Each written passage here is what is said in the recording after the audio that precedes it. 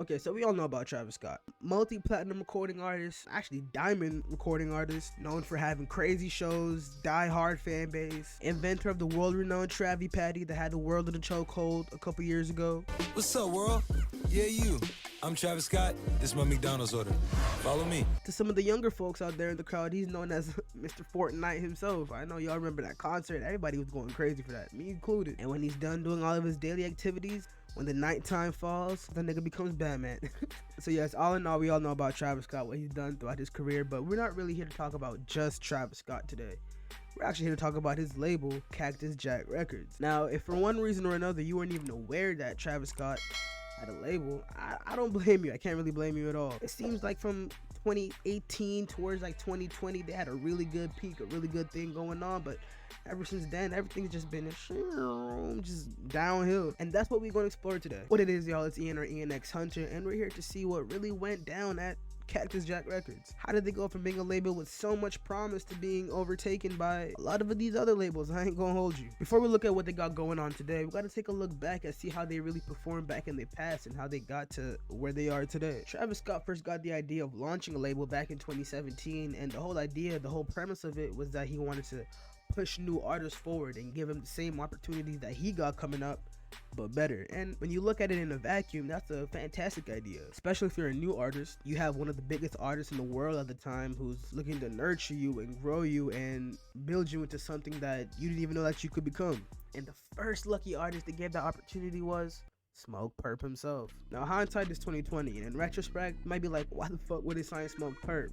However, I will let y'all know, if you don't know yourselves, Smoke Perp was going crazy around this time. He had songs like Audi was a banger. That shit would get a mosh pit going. And even after signing the Travis Scott, he actually got a Travis Scott feature, which is high-key rare these days.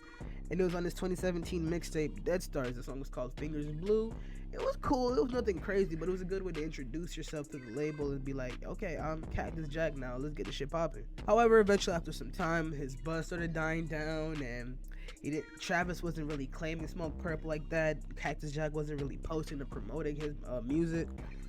And eventually the nigga just got dropped. However, I would say that's more of like a prelude to the story of Cactus Jack, because the story really didn't start picking up until they signed Sheck West back in 2018. So now you got Sheck West, young buzzing rapper coming out of Harlem, New York.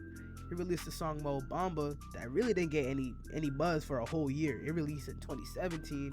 Niggas wasn't playing it until 2018. However, once they started getting us buzz, that song was inescapable, y'all. If you were at any type of function back in 2018, then you know how inescapable this song was. Every concert, every function, every party, all the white frat boys loved the song, and I got my own reasons why I think it is. You know, they love saying the N-word in an environment where they can't get pointed out for it. I digress. Regardless, everybody was playing Mo Bamba at the time. So naturally, Trav was like, okay, I see this young dude coming up.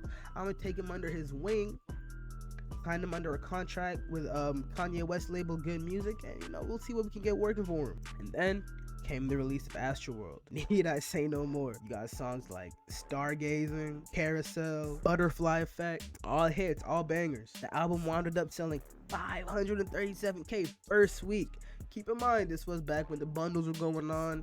You could buy a piece of Travis Scott's merch, an album will come with it. It counts towards the sale. It's a little cheating, I know, but he was playing within the rules at the time. And what I really like what Travis Scott did with Astroworld on this project was that he let his artists shine on this project. He featured Sheck West on the high energy, high octane song No Bystanders, along with Juice WRLD, which the people go crazy for. And then on the song Can't Say, he featured an artist that he would later reveal to be his newest signed artist on Cactus Jack, Don Toliver. Now, me personally, I knew about Don Toliver a little while before with his Donnie Womack project, and I loved it.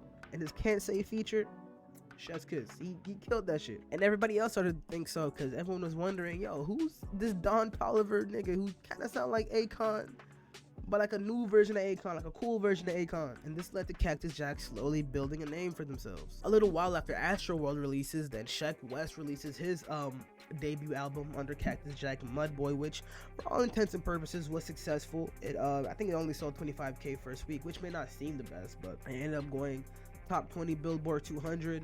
It's now a gold album, sold 500K in the US, so it's pretty much successful for your first project. Later on, Don Toliver releases his debut album Heaven or Hell, which in my opinion is his best project to this day. Heaven or Hell debuted at number 7 on the Billboard Top 200, which was insane at the time for a debut artist. I mean, of course, it got helped by the backing of popular tracks such as No Idea, which blew up on TikTok, After Party, Can't Feel My Legs. These were all well-performing songs that helped the album do pretty well, but this wasn't the end for Cactus Jack.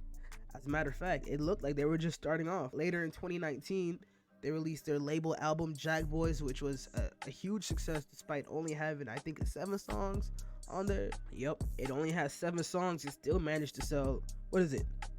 154K first week, y'all. The biggest song I would say that came out of this project was Gotti. No.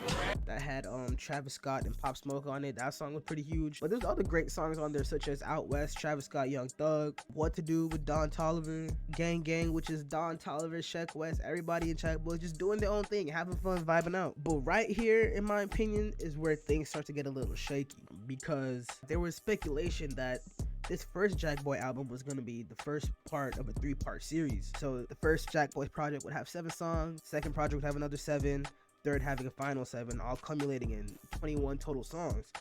However, that's not the case, because we haven't gotten any new Jack Boy projects since 2019, which is okay.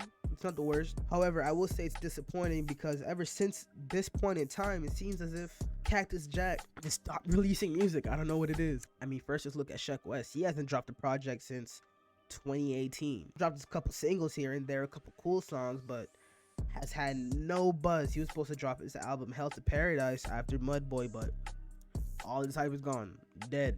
I don't know who's checking for a Sheck West album. I like Sheck West, I really do. I fuck with him. I've seen him live many times, but I just can't tell you who's hyped for a Sheck West album at the moment. Don Toliver released his second album, Life of a Don is called, and it performed well. It's debut number 2 on the Billboard 200, sold 68,000 first week, but in my opinion at least, this album didn't have any really lasting value. No songs really stood out. It kind of just had its moment, and that's it. And then of course, at some point, I believe it was either 2021, 2022, forgive me for not knowing the exact date, you had the Astroworld tragedy, multiple lives being lost, and of course this was at a time where you just couldn't release music. Under Travis Scott, Cactus Jack, nobody could release music. It was just an inappropriate time. So I understand that, but at the same time, we can't ignore the fact that it hurt the label. It didn't just hurt Travis, it hurt everybody involved within the label. However, you fast forward a little bit of time ahead, and Cactus Jack makes another signing that I was really excited for at the time, because it seemed like the label was getting a little stale, a little stagnant. It needed not a rebrand, but something new, something refreshing to really spice it up. And that's when they went ahead and signed SoFaygo. SoFaygo was blowing up in 2019. Of course, he had his major hit, his most popular song, Knock Knock, going all over on TikTok.